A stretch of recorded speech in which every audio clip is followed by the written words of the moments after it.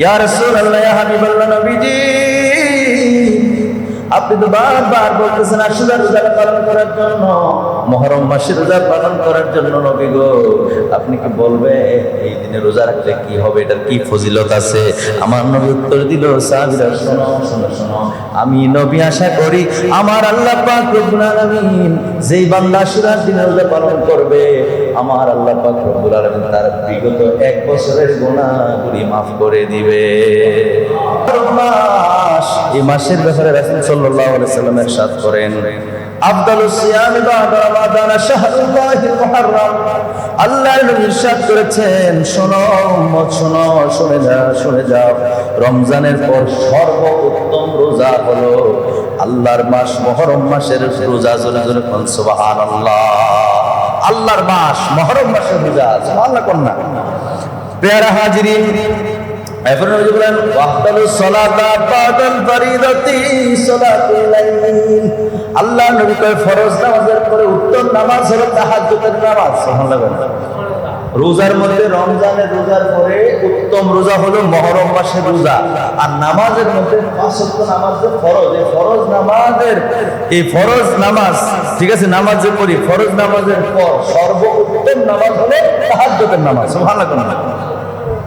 প্যারা হাজির, রাতের নামাজ বলতে আমরা তাহাজ্জুদের নামাজ কি বুঝি? তাহাজ্জুদের নামাজ। সুতরাং এই মাসটা যেমন তেমন মাস না, রমজানের পরেই যার অবস্থান, জোরে জোরে কন্যা সুবহানাল্লাহ। আমার ভাইরা, আমার বন্ধুরা রে, এতক্ষণ যে হাদিসটা তুলে ধরছিল তিরমিজি শরীফের হাদিস, মিশকাত শরীফের 399 পৃষ্ঠার মধ্যে হাদিসখানা রয়েছে। তাহলে বুঝতে পারলাম এই মাসে ইবাদতের মাস, বছরের প্রথম মাস। এই মাস ইবাদত বন্দেগীর মাধ্যমে কাটাইতে হবে।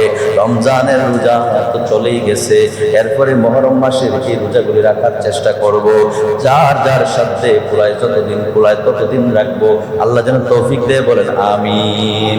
আমার প্রিয় ভাইরা, আমার বন্ধুরা, আরেকটা হাদিস শরীফ বলে বুঝতে পারবেন পুরো মুহররম মাসের মধ্যে কোন রোজাগুলো বেশি উত্তম। আরেকটা হাদিস শরীফ তুলে ধরছি। প্যারা হাজিরিন, আল্লাহর দুজানের বাদশা নবী রাহমাতুল লিল আলামিন, তিনি মক্কা থেকে যখন মদিনা শরীফে হিজরত করলেন, মদিনা শরীফে হিজরত করার পরে তিনি দেখলেন আশুরার দিন ইহুদিরা রোজা পালন করে। কে রোজা পালন করে? ইহুদিরা। তো ইহুদিরা তো মুসা নবীর উম্মত। কার উম্মত? প্যারা হাজিরিন, আল্লাহ নবী দেখলেন তারা সেদিন রোজা পালন করতেছে। নবীজি যখন জিজ্ঞেস করলেন কি ব্যাপার, তোমরা এই দিনে রোজা রাখো, তখন ইহুদিরা উত্তর দিল এই দিন আল্লাহ তাআলা বনী ইসরাইলকে তাদের শত্রুর থেকে আমার আল্লাহ পাক রব্বুল আলামিন মুক্তি দান করেছেন। যেরকম সুবহানাল্লাহ। বনী ইসরাইলকে এই আশুরা মানে মুহররম মাসে আশুরার দিনে মানে 10 তারিখে, মুহররম মাসের কয় তারিখ? আশারা। তো মুহররম মাসের 10 তারিখে মহান রব্বুল আলামিন বনী ইসরাইলকে তাদের শত্রুর কবল থেকে রক্ষা করেছেন, মুক্তি দান করেছেন। জোরে কন্যা সুবহানাল্লাহ। তারা উত্তর দিল আর কি, নবীকে জিজ্ঞেস করার। প্রিয় হাজিরিন, এর ফলে এই দিনে মুসা আলাইহিস সালাম নিজে রোজা পালন করেছেন, এজন্য আমরা রোজা পালন করি। আল্লাহ রাসূল সাল্লাল্লাহু আলাইহি সাল্লাম বলেন, আমি তোমাদের অপেক্ষা মুসা আলাইহিস সালামের হকদার বেশি, মুসা আলাইহিস সালামের প্রতি হকদার আমরা আরো বেশি। এই জন্য আমরা আগামী বছর এই দিনে রোজা পালন করবো। জোরে জোরে কোন সুবহানাল্লাহ। এবং নবী সাল্লাল্লাহু আলাইহি সাল্লাম রোজা পালন করবেন বলেছেন এবং অন্যদেরকে রোজা পালন করার কথা বলেছেন। জোরে কোন সুবহানাল্লাহ। জোরে কোন সুবহানাল্লাহ। মুসা আলাইহিস সালাম তিনি তো নবী, আল্লাহর রাসূল, সুতরাং তিনি যে কাজ করছেন হকের দিক দিয়ে আমরা আরো বেশি হকদার। সুতরাং আমরা এই দিনে রোজা পালন করবো। জোরে কন্যা সুবহানাল্লাহ। প্যারা হাজিরিন, খুব মনোযোগ দিয়ে শোনেন। রাসূলুল্লাহ সাল্লাল্লাহু আলাইহি ওয়া আলিহি ওয়াসাল্লাম আশুরার, বিশেষ করে মুহররম মাসের কথা আমি কিন্তু তুলে ধরছি। হযরতে কাতাদা রাদিয়াল্লাহু তাআলা আনহু বলেন, সূরা ফজর নামে কোরআন শরীফে একটা সূরা আছে, ফাজর। কোন সূরা? ফজর। এই ফজর মানে ফজর নামে সূরা। তিনি বলেন ফজরের শুরুতে আল্লাহ পাক রব্বুল আলামিন যে ফজরের শপথ করেছেন তা হলো মুহররম মাসের প্রথম ফজরের সময়। জোরে জোরে কোন সুবহানাল্লাহ। মুহররম মাসে এই যে মুহররম মাসটা আসলো, প্রথম তারিখের প্রথম যেই ফজরের ওয়াক্তটা, আল্লাহ যেহেতু ফজরের কসম খাইছেন, তাহলে এই ওয়াক্তটা হলো নবীজির বিশিষ্ট সাহাবী হযরতে কাতাদা রাদিয়াল্লাহু তাআলা বলেন, তিনি বলেন যে এইটা হলো মুহররম মাসের প্রথম ফজরের যে সময়, ওই সময় কসম আল্লাহ খাইছেন। যেরকম সুবহানাল্লাহ, যেরকম না সুবহানাল্লাহ, কসম খেয়ে আল্লাহ পুরো বছরটা আরম্ভ করলেন, শুরু করলেন। যেরকম সুবহানাল্লাহ। বুখারী শরীফের মধ্যে রয়েছে হযরত আয়েশা সিদ্দিকা রাদিয়াল্লাহু তাআলা আনহা থেকে বর্ণিত, তিনি বলেন রাসূলুল্লাহ সাল্লাল্লাহু আলাইহি সাল্লাম রমজান, রাসূল সাল্লাল্লাহু আলাইহি সাল্লাম প্রথমে আশুরার দিন রোজা পালন করতে নির্দেশ দিয়েছেন। পরে যখন রমজানের রোজা ফরজ করা হয়েছে, তখন এই আশুরার রোজাটা তখন হয়ে গেছে নফল। জোরে জোরে কন্যা সুবহানাল্লাহ। বুঝেন, সর্বপ্রথম নবীজি রোজা রাখার যে হুকুম উম্মতে মুহাম্মাদীকে দিয়েছেন, মানে নবীর উম্মত, আমরা তো নবীর উম্মত, সর্বপ্রথম হুকুম আসছে নবীর পক্ষ থেকে রোজা রাখার যে বিষয়ে, এটা হলো মুহররম মাসের এই 10 তারিখের রোজা। সুবহানাল্লাহ বলতেন না? আহা, পরে যখন রমজানের রোজা ফরজ করা হলো, তখন এই রোজাটা হয়ে গেল ইচ্ছাধীন, মানে নফল। যে পারে রাখবে, যে পারে না রাখবে না, মানে রাখলে সওয়াব হবে, না রাখলে গুনাহ হবে না। এই জন্য প্যারা হাজিরিন, ইবনে আব্বাস রাদিয়াল্লাহু তাআলা থেকে বর্ণিত, তিনি বলেন আমি রাসূল সাল্লাল্লাহু আলাইহি সাল্লামকে আশুরার দিনের রোজার উপর অন্য কোনো দিনের রোজাকে প্রাধান্য দিতে দেখি নাই। ধরে কন্যা সুবহানাল্লাহ। যিনি আব্বাস রাদিয়াল্লাহু তাআলা আনহুর সন্তান আব্দুল্লাহ, ধরে কন্যা সুবহানাল্লাহ, বাবাও সাহাবী, সন্তানও সাহাবী, এজন্য আমরা বলি রাদিয়াল্লাহু তাআলা আনহুমা, আব্দুল্লাহ ইবনে আব্বাস রাদিয়াল্লাহু তাআলা আনহুমা। তিনি বলেন রাসূল সাল্লাল্লাহু আলাইহি সাল্লামকে আশুরার দিনে রোজার উপরে অন্য কোন দিনে রোজাকে প্রাধান্য দিতে দেখি নাই। জোরে কন্যা সুবহানাল্লাহ। এবং এই মাস তথা রমজান মাসের উপর অন্য কোন মাসকে প্রাধান্য দিতে দেখি নাই। জোরে জোরে বলেন না সুবহানাল্লাহ। প্যারা হাজিরিন, এই জন্য যেহেতু মাসটা বছরের প্রথম মাস, মাসের গুরুত্ব আছে। আর এই সবগুলো গুরুত্ব দিয়ে বোঝা যাইতেছে আল্লাহ চায়, রাসূল চায় যে আমরা আমলি জিন্দেগি করি, আমলের দিকে যেন আগাই। কথা কি বুঝতে পারছি? আমরা যেন রোজা রাখি, আমরা যেন দান সদকা করি, আমরা যেন জিকির আজকার করি, মানে অর্থাৎ ভালো ভালো কাজের মাধ্যমে বছরটা শুরু করি এবং এই ধারাতেই সারাটা বছর কাটাই দেই।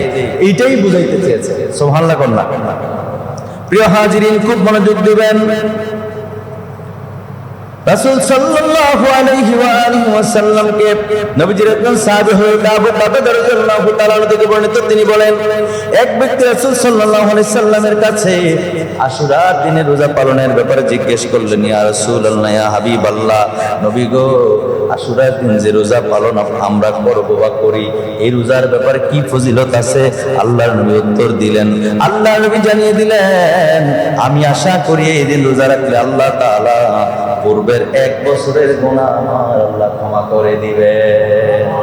সুবহানাল্লাহ। তো আস্তে জোরে বলতেন না সুবহানাল্লাহ। এটা মুসলিম শরীফের হাদিস, এটা সত্য হাদিস। কি বলছেন? একজন সাহাবী এসে জিজ্ঞেস করছে, ইয়া রাসূলুল্লাহ, ইয়া হাবিবাল্লাহ, নবীজি আপনি তো বারবার বলতেছেন আশুরার রোজা পালন করার জন্য, মুহররম মাসের রোজা পালন করার জন্য, নবী গো আপনি কি বলবে এই দিনে রোজা রাখলে কি হবে, এটার কি ফজিলত আছে?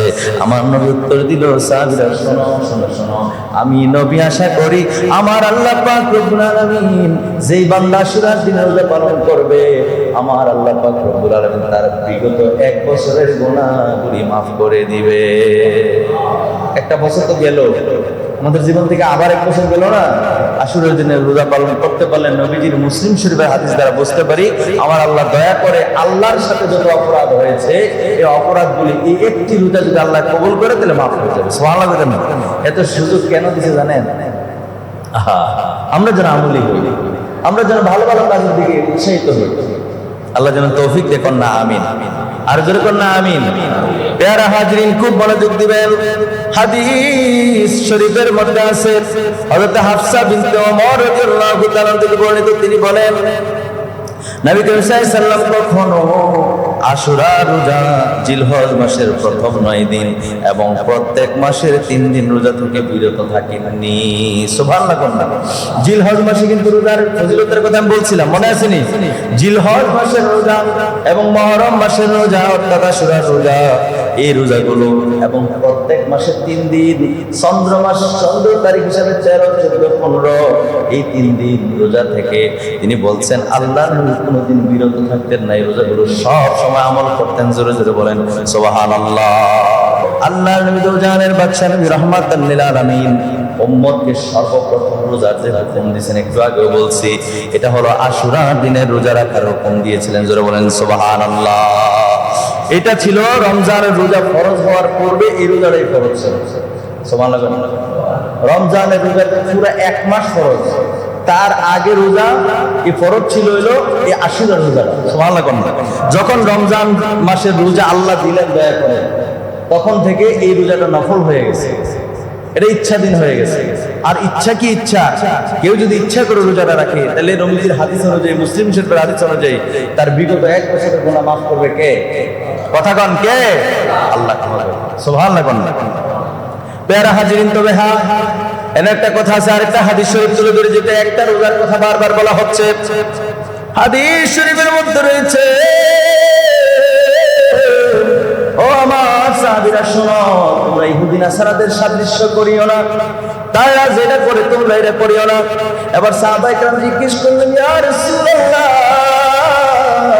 ইয়া হাবিবাল্লাহ, আপনি তো দেখতেন ইহুদিরা এই দিন রোজা পালন করে, একদিন আশুরার দিন তো এরাও রোজা পালন করে, আপনি আবার বলতেছেন তাদের সাথে মিলে কাজ করো না, তাহলে তো মিল হয়ে গেল। আল্লাহ নবী কও, আচ্ছা ঠিক আছে, তাইলে এই রোজার আগে অথবা পরে আরেকটা রোজা রেখে নিও। জোরে জোরে বলেন সুবহানাল্লাহ। তাইলে তো তারা মত আর হইল না, তারা রাখে একদিন, আমরা রাখবো কয়দিন? কথা বলেন, আমরা রাখবো কয়দিন? 2 দিন। এই হাদিস শরীফটা মুসলিম শরীফের হাদিস। জোরে বলেন সুবহানাল্লাহ। নবীজি সাল্লাল্লাহু আলাইহি ওয়াসাল্লাম বলে দিলেন যে তারা যেহেতু এই দিন থাকে, আমরা এই দিন, আমরা যেহেতু মুসার হকদার আমরাও বেশি, ঠিক আছে, হকের দিক দিয়ে আমরা অধিকার, আমাদের অধিকার বেশি, সুতরাং আমরা এই দিন তো রাখবো, হয় এটার আগে একদিন, না হয় এটার সাথে পরে একদিন আমরা রেখে দেবো। তার মানে কয়টা রোজা? কথা বলেন কয়টা? 2টা রোজা। প্রিয়ারা হাজিরিন, আল্লাহ নবী যখন এই কথা বললেন, নবী বললেন আগামী বছর আসলে ইনশাআল্লাহ 9 তারিখও আমি রোজা রাখবো। বর্ণনাকারী সাহাবী, আরে বর্ণনাকারী সাহাবী ইবনে আব্বাস, নবীর চাচাতো ভাই, তিনি বললেন আগামী বছর এই দিন আসার পূর্বে আল্লাহ নবী দুনিয়া থেকে বিদায় নিয়েছেন। বলেন আল্লাহু আকবার। নবীজি আর রোজা রাখতে পারেন নাই, কিন্তু হুকুম দিয়ে গেছেন যে ইহুদিদের সাথে সাদৃশ্য করা যাবে না। আমি রাসূল ইনশাআল্লাহ যদি আগামী বছর বেঁচে থাকি তাহলে একদিন বেশি রাখবো, তাদের সাথে তারপরও মিল, তাদের মতো করে আমরা রোজা রাখবো। আমি আপনাদেরকে বলছি, যাদের পক্ষে সম্ভব হয়, মাইকের আওয়াজ যত দূর যায়, আমার মা বোনেরা নফল রোজা, নফল ইবাদত বন্দি করার ক্ষেত্রে কিন্তু অনেক মা বোন বেশি একটু অ্যাক্টিভ দেখা যায়। কথা বলেন ঠিক কিনা বলেন? অনেক মায়েরা জিজ্ঞেস করে, আমার এলাকায় আমার চাচিদের জিজ্ঞেস করে, বাবা আশুরা রোজাটা কবে, জিলহজ মাসে রোজাটা কবে, শাবান মাস আসলে, রমজানের আগের মাসে শাবান মাস আসলে কবে রোজা রাখবো, এগুলো কিন্তু জিজ্ঞেস করে। কথা বলেন ঠিক কিনা বলেন? জিজ্ঞেস করে, আমাকেও জিজ্ঞেস করে। সেই জন্য এটা দ্বারা বুঝতে পারলাম যে চাচারার থেকে চাচিরা একটু বেশি নফল রোজা বা ইবাদত বন্দেগীর ক্ষেত্রে। তো সুতরাং মাইকের আবার যত দূর যায়, আমার মা বোনদেরকে বলবো, মাগো এই রমজানের রোজাগুলো আপনি নিজেও প্রস্তুতি নিবেন, আপনার স্বামীকেও ডেকে ভোর রাতে উঠাইবেন, উঠাইয়া রোজাগুলো রাখাইবেন।